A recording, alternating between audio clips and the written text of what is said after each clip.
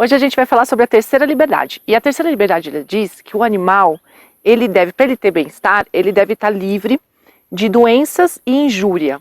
E o que isso significa, né? Que os responsáveis, eles devem garantir a prevenção, o rápido diagnóstico e o tratamento adequado aos animais. Ou seja, esses animais não podem simplesmente ficar ali doentes.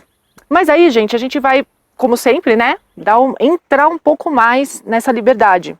Porque quando você fala assim, que eu vou garantir a prevenção ela é necessária, você vai levar o veterinário, a gente está falando de cachorro, certo? Então vamos falar só de cachorro, porque essas 5 liberdades, elas falam de todos os animais que convivem conosco, né?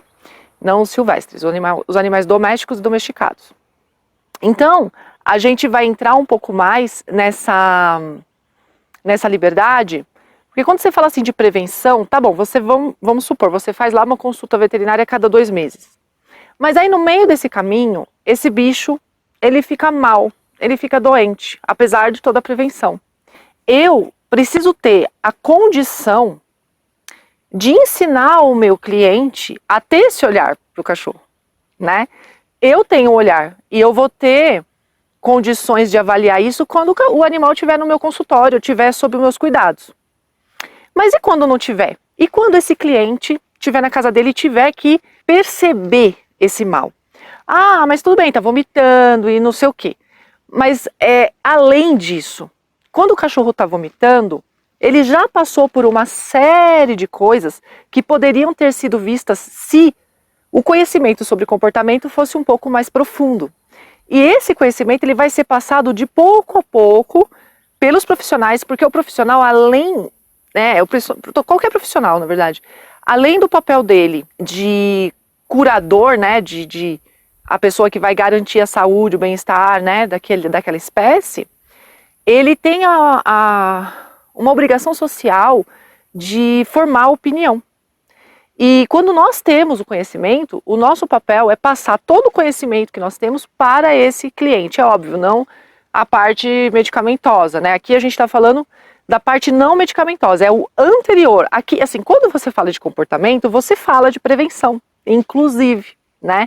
Porque a primeira coisa que a gente aprende quando fala de animal de produção, principalmente, você primeiro vê o manejo. Aí quando você fala de manejo, tem uma série lá de práticas, né? E eu vou além. Quanto mais você sabe do comportamento de uma espécie, mais você melhora o manejo daquela espécie, a sua capacidade de manejar. Tem a Temple Grandin, eu gosto muito dela. A Temple Grandin, ela é uma veterinária. Ela escreveu um livro sobre animal de produção, né?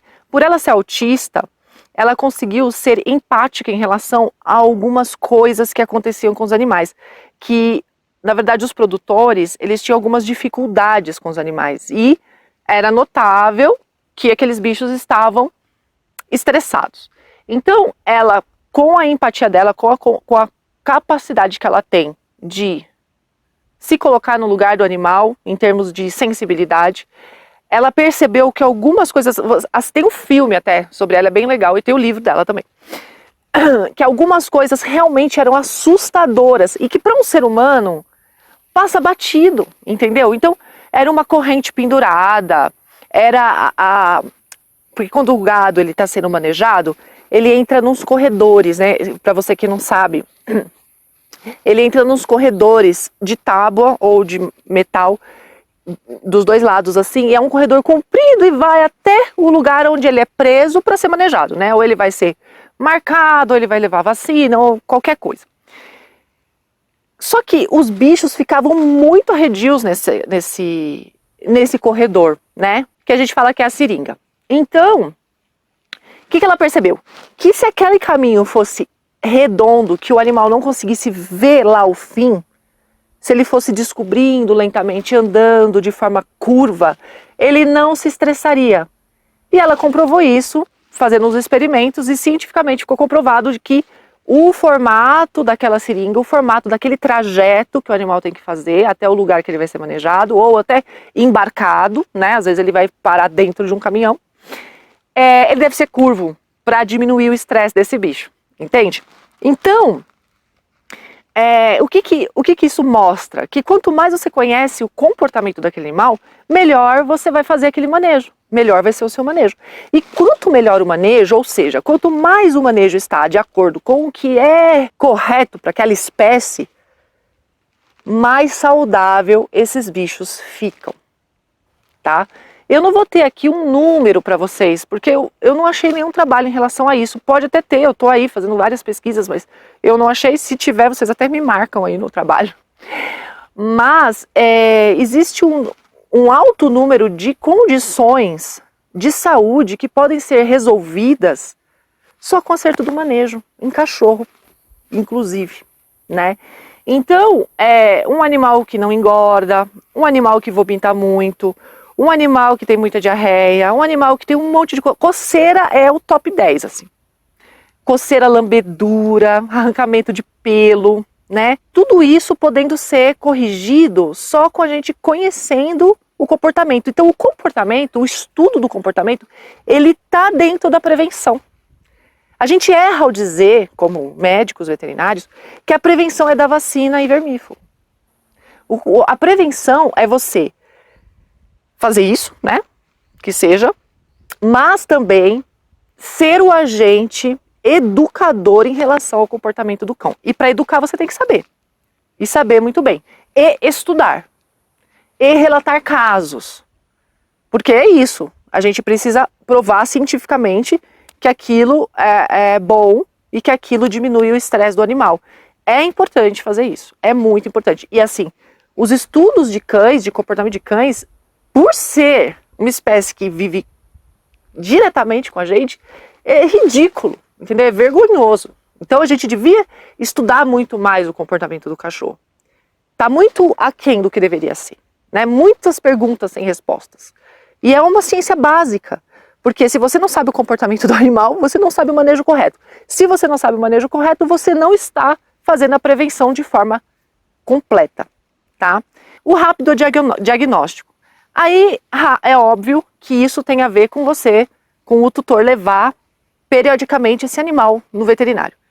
O que eu acredito que possa ser melhorado nesse aspecto é a relação entre o veterinário e o tutor, a relação de confiança entre o veterinário e o tutor. Precisa ter uma relação de confiança. Toda vez que eu lido com um cliente novo, eu deixo isso muito claro. Olha, eu sou a médica veterinária, eu vou cuidar do seu cachorro, mas eu não estou sozinha. A responsabilidade é sua. A minha responsabilidade é te passar o que deve ser feito, mas se não for feito, nada vai acontecer. As pessoas hoje, elas estão cada vez mais... É uma cadeia de erros, né? É uma cadeia de erros e é muito complicado mesmo. Porque elas querem coisas, mas elas esquecem que cada coisa que entra nesse sistema humano, então a minha vida é um sistema, certo? Cada coisa que eu ponho dentro dela, eu tenho que cuidar. E cada coisa que eu ponho dentro dela e eu tenho que cuidar, dá trabalho, ocupa tempo e requer dedicação. Então, a gente está aí num mundo que cada vez mais rápido, cheio e sobrecarregado, né? Então as pessoas sobrecarregadas, fazendo muitas coisas ao mesmo tempo e elas se sentindo cada vez mais, e eu já estou aqui falando de ser humano, tá? Por que eu estou falando de ser humano? Porque eu estou falando de cachorro. Quem criou o cachorro foi o ser humano. O cachorro doméstico que a gente conhece hoje, selecionado artificialmente, fomos nós que criamos. Ele não existiu na natureza. Os cães que existiram na natureza são os cães selvagens, que têm a vida deles, né? Que foram selecionados pela natureza, que divergiram lá do lobo, antes de entrar em contato conosco. Isso, algumas pesquisas mostram que a divergência entre o lobo e o cão aconteceu antes da associação do cão com o ser humano, né? Não foi o ser humano que pegou o lobo e foi lá e foi selecionando, não, tá? Isso é uma linha de pesquisa. Então, por que eu falo de ser humano? Porque não tem como falar de cachorro sem falar de ser humano. Não tem como você falar de um animal doméstico sem falar do ser humano. E as pessoas estão cada vez mais sobrecarregadas. Elas estão cada vez mais sem noção de que cada coisa que elas têm é mais uma responsabilidade. Então elas querem o cachorro, mas elas querem depois, elas querem assim, uma injeção que resolva isso, uma injeção que resolva aquilo, e uma internação, e uma... Tem alguma coisa de errado nisso? Tem e não tem, né? Porque se o cachorro precisa de uma internação, se o cachorro precisa de uma injeção, se o cachorro precisa de um tratamento medicamentoso, é isso, precisa. Mas quando a pessoa quer resolver um problema dela com uma injeção, e ela coloca o veterinário como o agente que vai resolver aquele problema, aí a gente entra numa questão complicada, né? Complicada. Tanto o veterinário fica numa situação complicada, quanto o cachorro fica numa situação complicada. E o cliente, ele também fica numa situação complicada, porque para ele, aquela injeção tinha que resolver. É a expectativa dele. Então é tudo uma questão de expectativa. Quando ele teve um cachorro, a expectativa dele era ter prazer. Era ter um cachorro para mostrar para os amigos, para ficar lá, para amá-lo. E olha só que eu estou falando da terceira liberdade, que está falando de saúde, prevenção, rápido diagnóstico. Veja bem onde nós vamos. E eu vou lá, por quê? Porque não tem como eu ir lá. Não dá para falar assim, olha gente, traga seu cachorro a cada 2 meses, 3 meses para fazer XYZ aqui na clínica e tá prevenindo.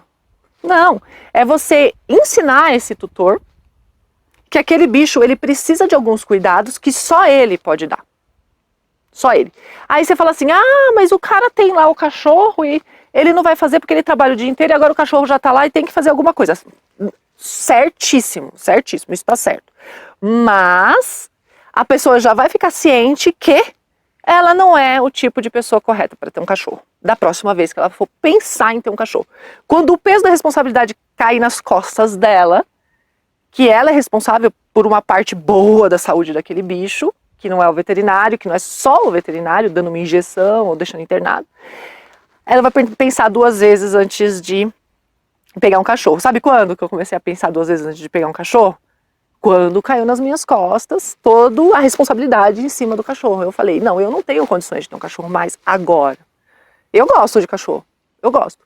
Mas eu sei que se eu tiver um cachorro agora, e eu tenho, mesmo não querendo, que é outro problema, né? Então a gente já falou, eu falo disso toda vez, porque é uma cadeia de problemas, né? Que é um monte de elos de problemas. É igual quando a gente fala de tráfico de animais.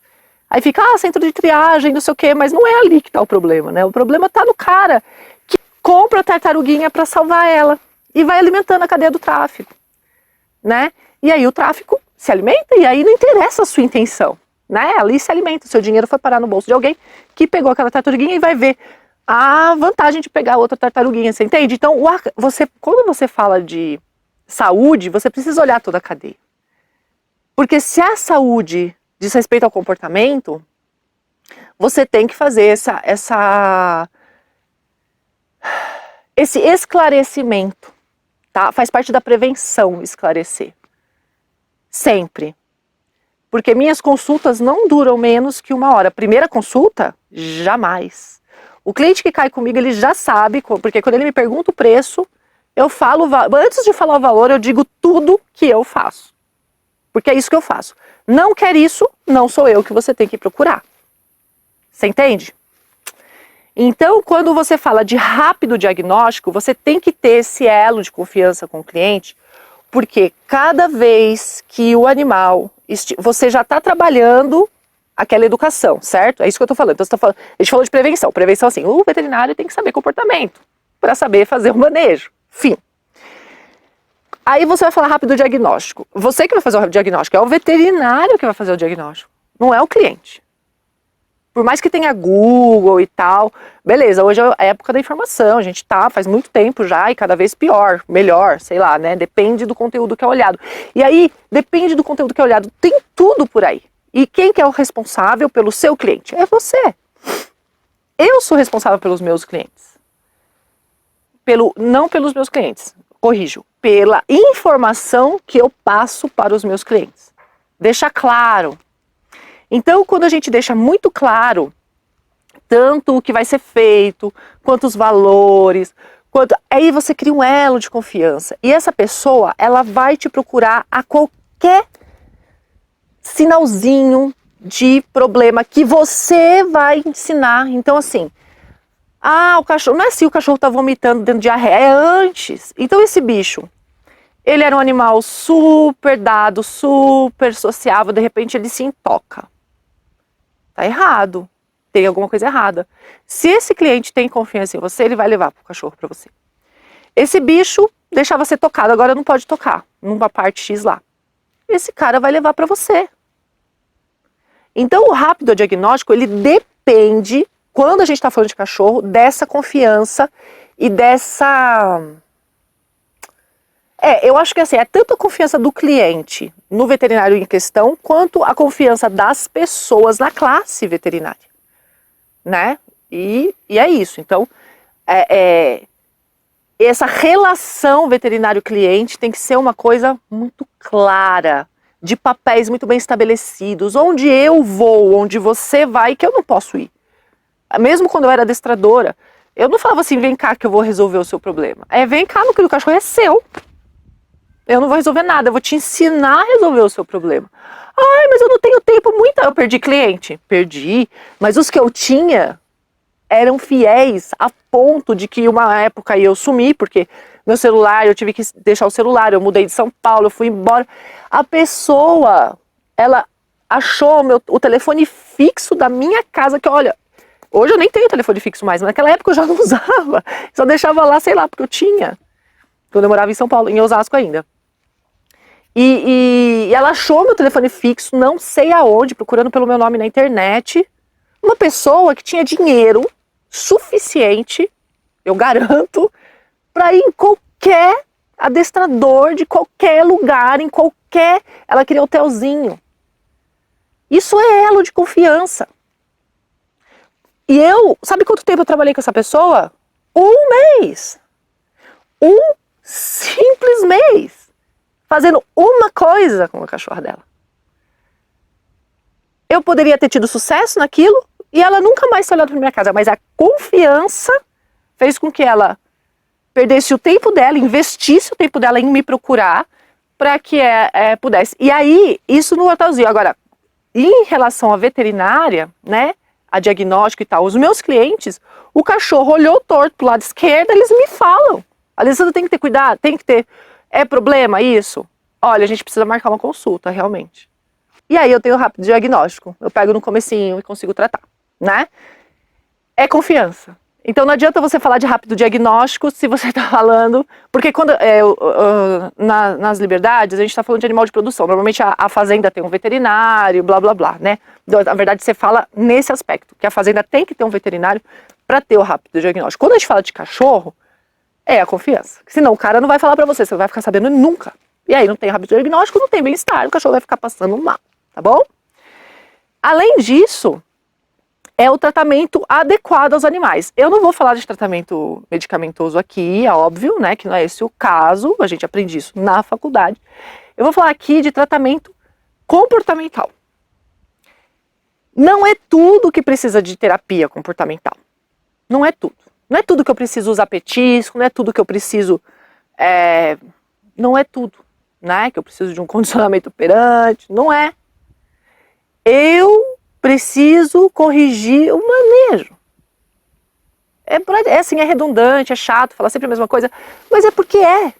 No caso do cachorro, hoje, no estado que nós estamos, as pessoas acham que estão dando o melhor. A indústria diz que está fazendo o melhor, mas no fim...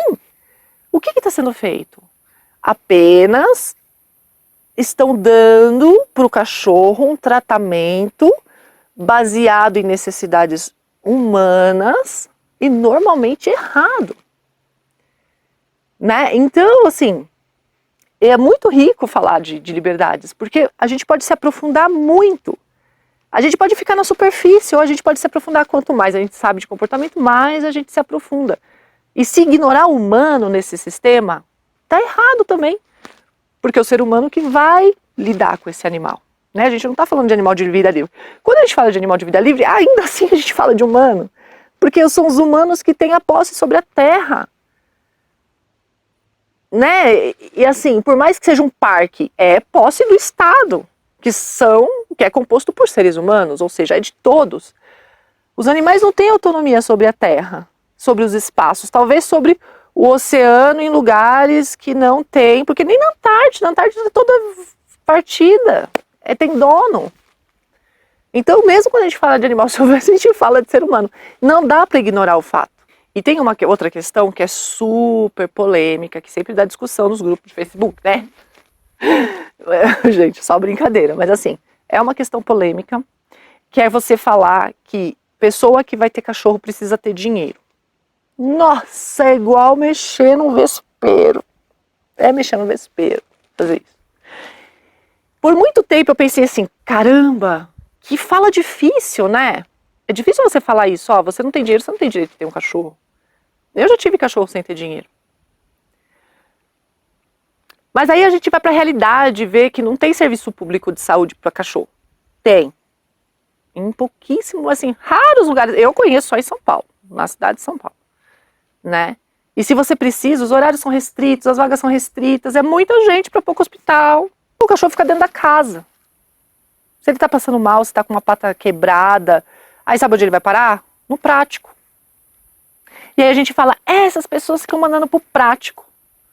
Por que elas mandam pro prático? Não tem dinheiro para pagar o veterinário, não tem serviço público. Então, você fala assim, ele não pode ter cachorro. Mas e aí? Eu não queria ter cachorro, e eu tenho 4. Nem sempre os cães caem na mão das pessoas porque elas querem. Elas estão andando na rua, elas trombam um cachorro. Elas têm pena do cachorro. Então existe toda uma questão, aí você fala assim, ah, mas o cachorro tá bem na rua. Mas e a saúde pública? Gente, é uma linha sem fim. Então quando a gente quer eleger um responsável, uma pessoa responsável, a chance da gente errar é grande, entendeu? Porque é um problema sistêmico. A gente precisa observar o sistema para ver aonde agir para achar a solução. E não eleger um responsável, um humano responsável. Porque a pessoa que pegou o cachorro, então, isso foi um tapa na cara para mim. Na verdade, a vida, ela traz umas coisas. Para quem quer entender, qualquer coisa ensina. Então, assim, eu dizia assim, a pessoa vai pegar o cachorro, nem? Não pode pegar o cachorro, né? Mas ela não tem escolha às vezes. Aí, quando a gente percebe que é o sistema que tem problemas, aí a gente começa a implementar mudanças, né? Mas eu não vou entrar nesse assunto aqui, que é um outro assunto enorme. É uma outra discussão. Mas assim, a questão aqui é a seguinte, o cachorro ele tem direito a rápido diagnóstico, né? A prevenção. E a obrigação do médico veterinário, é dar informações precisas para essas pessoas, né? Em geral. Por exemplo, como que nós poderíamos trabalhar nessa questão da população de cães, né? Que é o problema, é um dos problemas. Então, assim, abandonaram os cães aqui. Eu fui obrigada a pegar. Ou eu deixava ali e o gambá comia, porque um que eu achei aqui, parte do corpo dele estava mastigada por algum animal selvagem. Ele era um filhote. Aí você vê assim, então eu podia ter deixado ali no mato, né? Não. Ser comido? Não, né? Quanto gato que eu não achei dentro do bueiro? Eu tive que tirar o gato do bueiro, filhote, que tacaram no bueiro. Então, às vezes, não é uma escolha. A gente tá ali, dá de cara com o problema. E aí, ou a gente passa e finge que não vê, ou a gente pega o pepino e aí depois ainda fica sendo massacrado pelas outras pessoas, entende? Você tenta resolver uma coisa e aí você é massacrado pelas pessoas que deveriam estar ao seu lado. Então, a gente precisa rever esse comportamento nosso, né? Antes de julgar. Eu julguei muito. Hoje não, hoje eu sei que assim, enquanto eu não estiver lutando para ter serviço público de saúde para cachorro, eu não posso julgar a pessoa que não leva no veterinário e não tem dinheiro para isso. Porque eu não sei por que ela tá com aquele cachorro. Não é ela o problema. Entende? Aí é onde que eu trabalho? Castração. Mas eu vou deixar inteiro só para ter uma cria, porque o cachorro não fica feliz se não tiver uma cria. Não, isso não é correto.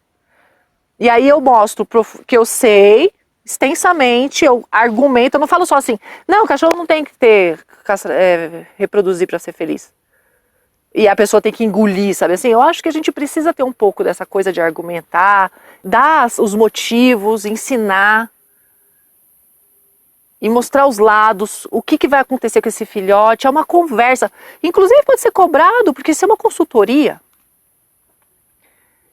Mas isso deve ser gritado aos quatro cantos. Tem que ser gritado, porque é a castração. E campanha de castração é castrar, é diminuir a população, é não ter bicho abandonado, não ter filhote. Né? Aí teve uma vez que eu falei com uma pessoa, ela falou assim, ai, mas vai extinguir o cachorro? Eu falei, mas caramba, se não tem gente com condições de cuidar direito, para que a gente mantém? Eu não tô falando isso, eu acho que a gente não consegue falar nem controle de natalidade, vai falar extinção, trazendo um problema que nem existe, para argumentar contra uma coisa que está errado. Reproduzir animal sem nenhum tipo de critério. Eu sou dura. Né? Tem gente que fala assim, ah, mas a Alessandra então ela é fofinha. Não, eu sou dura. Eu falo mesmo. Eu não fico passando a mão na cabeça. Né? Para o cachorro não cair na mão de uma pessoa que não tem condições de criar, tem que ter controle desses nascimentos. Então é aí. E olha que isso entra na terceira liberdade dos animais. Por quê? Porque incide diretamente na impossibilidade dele ter acesso à saúde. Se a pessoa não tem dinheiro para pagar e não tem serviço público. Tá certo? E eu podia ficar falando o resto do dia aqui. Eu fiz um texto, tá? Curto, eu falei, esse vídeo eu vou fazer curto. Eu não consigo, não dá, entendeu?